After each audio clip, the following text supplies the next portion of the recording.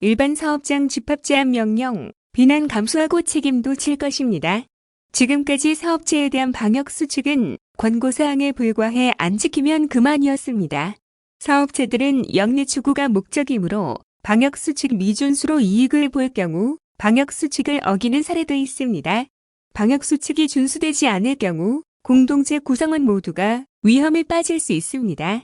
공공의 안전을 위해서는 수칙 준수 위반에 따른 제재가 불가피합니다. 이에 따라 경기도는 오늘 일반 사업장 중 위험도가 높은 일부 업종에 대해 집합 제한 명령을 발했습니다. 이는 상황 악화에 따른 전면적 셧다운을 막기 위한 불가피한 조치이기도 합니다. 작은 희생으로 큰 희생을 막는 고육지책입니다. 사업장 전부를 대상으로 할지 일부만 할지 고민이 많았습니다. 방역 효과를 높이려면 전체 대상이 맞지만 기업 활동 장애를 최소화하기 위해 위험성 높은 업종에 대해 우선 행정명령을 내렸습니다. 이 명령을 어기거나 확진자 발생 후 조치가 부실해 확산 위험이 커질 경우 2차로 집합금지, 3차로 폐쇄 조치까지 피할 수 없습니다. 기업 활동에 대한 과도한 제한이라는 비난이 있을 수 있습니다. 그러나 공동체의 안전과 그 구성원의 생명만큼 중요한 가치는 없고 이를 지키는 것은 도민께서 도지사에게 부여한 권한이자 의무입니다. 권한에는 책임이 따르고 그 책임에는 비난도 포함됩니다. 비난을 기꺼이 감수하고 늑장 대응보다는 과잉 대응을 선택하는 것이 맞다고 판단했습니다.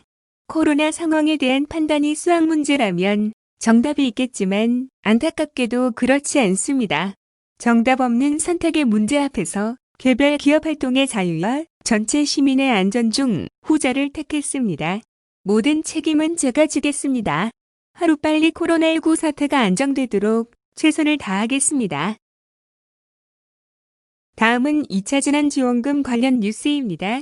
정부가 6월 중으로 3차 추가 경정 예산 편성과 국회 통과를 추진 중인 가운데 경기도가 제2차 재난지원금 지원에 필요한 10조 3,685억 원 규모의 예산 편성을 건의했다고 2일 밝혔다. 경기도는 지난달 29일 이런 내용을 담은 건의서를 정부에 제출했다. 경기도 건의안에 따르면 도는 코로나19 장기화로 어려움을 겪는 국민들의 생활안정과 지역경제 활성화를 위해 제2차 긴급재난지원금 지원 사업이 필요하다며 국민 1인당 20만 원씩 추가 지급해야 한다는 입장이다. 도는 국민 1인당 20만 원씩 5,183억 명에게 지급하는 것을 기준으로 10조 3,685억 원, 경기도에는 1,331만 명을 기준으로 2조 6,623억 원이 필요하다고 분석했다.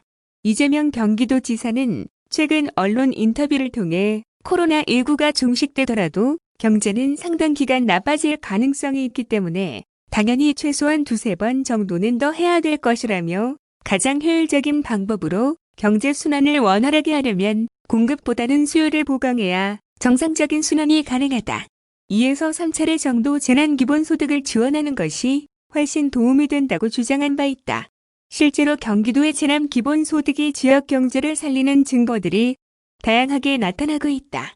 먼저 한국신용데이터 조사에 따르면 전국 주요 지역 자영업자의 전년 동기 대비 카드 매출 비율을 살펴본 결과 경기도는 4월 셋째 주 95%에서 5월 셋째 주 107%까지 매주 상승했다. 5월 셋째 주의 경우는 카드 매출이 지난해보다 오히려 더 늘었다는 것으로 경기도에서는 지역경제 활성화 효과가 있었다고 할 수 있다. 같은 기간 선별적 지원을 한 다른 광역자치단체의 전년 대비 카드 매출 비율이 들쑥날쑥하거나 낮은 비율을 보인 것과는 비교되는 모양새다. 이런 경향은 신한카드사가 집계한 경기도 내 재난기본소득 사용 가능 매장 매출 현황에도 나타났다. 경기도 내 재난기본소득 사용 가능 매장의 3월 1에서 7일 매출을 100으로 봤을 때 재난기본소득 사용이 본격화된 4월 22에서 28일 124로 매출이 24% 증가했다. 재난기본소득을 사용할 수 없는 매장에서는 같은 기간 증가율이 17%에 그친 것과 대조를 보인다. 경기도 재난기본소득의 지역경제 활성화 효과는 도민들을 대상으로 한 조사에서도 여실히 드러났다. 경기도가 지난 15에서 16일 한국리서치의뢰해 도민 1,000명을 대상으로 경기도 재난기본소득 효과 및 만족도 조사를 실시한 결과 80%가 평소 가던 대형마트 대신 동네 가게를 이용했다고 답했으며 한 번도 이용하지 않았던 새로운 동네 가게를 이용, 전통시장을 방문하는 등의 소비 패턴 변화를 경험한 것으로 나타났다. 특히 이 같은 소비 패턴 변화를 겪은 도민의 85%는 경기도 재난기본소득 사용을 위한 목적이 아니더라도 동네 가게나 전통시장을 재방문할 의사가 있다고 응답했다. 경기도 재난기본소득이 코로나19 위기 속 자영업자 매출 증대에 영향을 줄 뿐만 아니라 신규 고객 유입 등 지속가능한 골목상권 활성화에도 효과가 있음이 드러난 결과다. 한편 경기도는 이번 제3차 국가추경 관련 경기도 제안 사업에 2차 재난지원금 편성과 별도로 바이오 스타트업 캠퍼스 건립 추진 82억 원, 노동상담, DB 구축 1억 원 등 총 60개 사업에 국비 3,966억 원을 건의했다. 다음은 서울 외곽순환고속도로 관련 뉴스입니다. 민선 7기 경기도의 노력으로 올해 9월부터 서울 외곽순환고속도로 명칭이 수도권 제1순환고속도로로 바뀐다. 이는 1991년 서울 외곽순환선으로 지정된 지 29년 만에 바뀌는 것으로 이로써 경기도는 더 이상 서울의 외곽이 아닌 대한민국의 중심으로서의 위상을 확립하는 단초를 마련하게 됐다. 경기도는 민선 7기에서 역점을 두고 추진 중인 서울 외곽순환고속도로 명칭 개정이 국토교통부 도로정책심의를 지난 1일 최종 통과했다고 2일 밝혔다. 이 같은 성과는 이재명 지사가 서울 외곽순환고속도로라는 이름은 서울 중심의 사고라며 민선 7기 출범 이후 명칭 개정을 본격 추진한 지 2년여 만에 이루어낸 결실이다. 서울 외곽순환고속도로는 경기, 서울, 인천 3개 광역자치단체와 20개 기초지자체를 경유하는 총 128km의 왕복 8차로 고속도로로 수도권 1기 신도시 교통난 해소를 위해 1988년 착공해 2007년 완전 개통됐다. 경기도 구간과 인천 구간이 전체 노선의 90% 이상을 차지하고 있음에도 서울 외곽이라는 이름이 붙어져 경기도가 서울의 변두리, 외곽이라는 부정적 이미지를 심어준다는 점에서 개통 당시부터 명칭 적합 여부에 대한 논란이 일어왔다. 더욱이 경기도는 인구 1372만 명, 지역 내 총생산 474조 원의 명실상부, 대한민국 최대 광역자치단체로 자리 잡은 만큼 경기도의 위상 제고와 도민들의 자긍심 고취를 위해 명칭 개정의 필요성을 꾸준히 제기해왔다. 이에 도는 민선 7기 출범 후 서울 외곽순환도로의 명칭 개정을 적극 추진해왔다. 이후 2018년부터 노선이 경유하는 세계 시도 20개 기초지자체를 지속 설득하는 노력을 펼쳐왔으며 마침내 2019년 6월 모든 지자체의 동의를 얻어 국토교통부에 공식 명칭 개정을 요청하기에 이르렀다. 오는 6월 4일 도로 노선 변경 고시를 하면 모든 법적 절차는 마무리된다. 혼란을 방지하기 위해 8월 31일까지는 기존 명칭과 혼용하고 그동안 도로 표지판 교통정보 시스템 내 명칭 정비를 완료해오는 9월 1일을 기해 수도권 제1순환고속도로라는 이름만을 본격적으로 사용할 계획이다. 이재명 지사는 경기도는 서울의 외곽이 아니라 대한민국의 새로운 중심이라며 수도권 순환도로로 명칭 개정을 하는데 뜻을 같이 해준 서울, 인천을 비롯한 20여 개 지자체에 감사드린다고 밝혔다. 다음은 광릉숲 둘레길 관련 뉴스입니다. 경기도가 도민들을 대상으로 광릉숲 생물권 보전지역 둘레길의 새로운 이름을 공모한 결과 유네스코 국립수목원길이 최우수작의 영예를 안게 됐다고 2일 밝혔다. 경기도 원스톱 소통창구 경기도의 소리 홈페이지를 통해 진행된 이번 공모전은 그간 지역 주민 및 관할기관에 따라 달리 불리었던 광릉숲 생물권 보전 지역 내 둘레길 명칭을 통일하기 위해 계획됐다. 공모 대상은 광릉숲 탐방객들이 즐겨 찾는 봉선사에서부터 광릉 국립수목원 등을 거쳐 광릉숲 생물권 보전지역 관리센터에 이르는 총 4km의 숲길로 지난 3월 9일부터 3월 29일까지 21일간 공모를 실시한 결과 총 870명이 참여했다.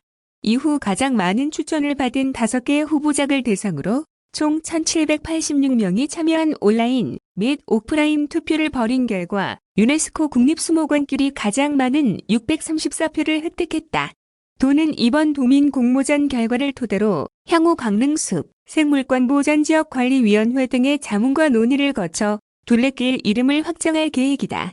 광릉숲 생물권보전지역은 지난 2010년 6월에 생태, 역사, 문화, 과학적 가치를 인정받아 생물 다양성의 보존과 지역사회의 지속가능한 이용을 조화시킬 수 있도록 유네스코로부터 국내 네 번째 생물권 보전지역으로 지정됐다. 도는 광릉숲 생물권 보전지역을 생태와 문화관광이 어우러지는 세계적인 명소로 만들기 위해 국립수목원, 포천시, 남양주시, 의정부시와 함께 지난 2017년부터 광릉숲 둘레길 조성 사업을 추진해왔다. 도 관계자는 광릉숲 둘레길에 많은 관심을 가져주신 도민분들께 감사드린다. 앞으로 직영체제하의 체계적인 관리로 생물 다양성의 보고인 광릉숲의 보존에 앞장설 것이라며 올해 6월 준공 예정인 광릉숲 둘레길을 걷고 싶은 명품 숲길로서 경기도를 대표하는 산책로로 관리하겠다고 밝혔다. 한편 당초 6월 열릴 예정이었던 광릉숲 생물권 보전지역 지정 10주년 기념 숲길 명칭 선포식이 코로나19 확산 방지로 취소됨에 따라 공모 결과는 경기도의 소리 홈페이지에 공지하고 부상은 개별 전달할 예정이다. 다음은 요양병원 표본 진단검사 관련 뉴스입니다. 경기도가 코로나19 다중시설 집단감염 방지를 위해 5월 18일부터 28일까지 수원, 부천, 평택, 포천 4개 시 요양병원 60곳 전체를 대상으로 코로나19 표본 진단검사를 실시한 결과 모두 음성이 나왔다. 이번 검사는 이태원 클럽발 감염 이후 병원, 교회, 클럽 등에서 지역사회 내 산발적 집단감염이 계속 발생함에 따라 고위험군 환자가 많은 요양병원 집단감염의 위험성을 사전에 대응하기 위해 진행됐다. 검사는 집단감염이 발생한 도내 7개 시 중 수원, 부천, 평택, 포천 등 4개 시 요양병원 60곳 전체에서 종사자와 간병인, 최근 2주인의 신규 입원 환자 등 총 7,781명을 표본으로 선정해 진행했으며 풀림 검사 기법을 활용했다. 풀림 검사 기법은 무증상자 검사가 원칙이며 10명의 검체를 혼합해 1개의 검체로 진단 검사를 실시하는 방식으로 혼합 검체가 양성일 때만 검체 전체를 재검사한다. 음성이면 재검사를 하지 않아도 되기 때문에 여러 명의 검사를 한 번에 마칠 수 있어 신속한 검사가 가능하다. 7개 시 중 4곳을 제외한 성남, 의정부, 군포 3개 시 30개 전체 요양병원 대상자 3,979명은 보건복지부 계획에 따라 지난 4월 검사를 우선 실시, 전원 음성 판정을 받은 바 있다. 경기도는 요양병원 일일 보고 등을 통한 현장 점검을 지속적으로 추진하는 한편 최근 발생한 부천 쿠팡 물류센터 집단 감염 등을 고려해 일반 기업이 코로나19 검사를 필요로 할 경우 풀림 검사비를 전액 지원해 도내 코로나19 확산 방지에 최선을 다한다는 방침이다.